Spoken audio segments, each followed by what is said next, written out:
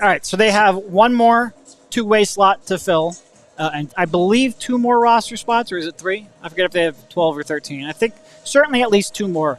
Are you looking for anything specific with those? No. Do you think any players on the team are worthy of them? Do you On the think summer our league guy, team? Yeah, our guy Aluma maybe? Yeah, I wouldn't mind Aluma with the two-way. Like I said, just give him a little more time to see, because he really didn't shoot much in college. That's something he's added to his game recently. Let him play in the G League and see whether or not that shot is real and can sustain itself over higher volume and increased competition. I think that's a fair gamble. Hold on. Breaking news. While we were podcasting, apologies, I didn't have my phone up. Gary Trent Jr. signed with the Bucks, so cross that one off of the list then. Like I said, I didn't think he was going to settle for a minimum anyway, and now we know about that. But I don't see a number tweeted, so maybe he just agreed with it. So that's a minimum? When they don't list the number, it's usually a minimum. So, yes. I guess that makes sense, right? He might be able to start for them. Yeah, he might get more opportunity. Maybe that's all he's looking for. So, yeah, I mean, Gary Trent would be a good person. I think a lot of people have talked like they want shooting from one of these last couple spots.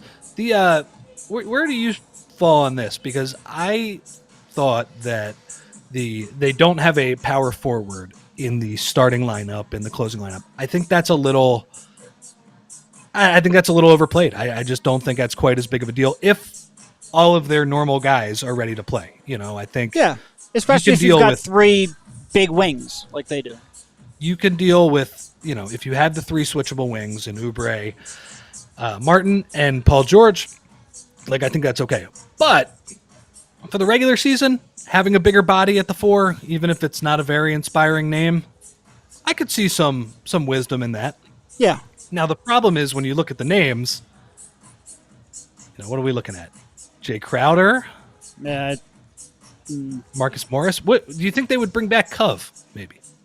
I mean, that's going to depend on his knees. Certainly, I think Sure. if his knees are cooperating, there's a chance. And they would probably be in a better chance to know about his knees than almost anyone.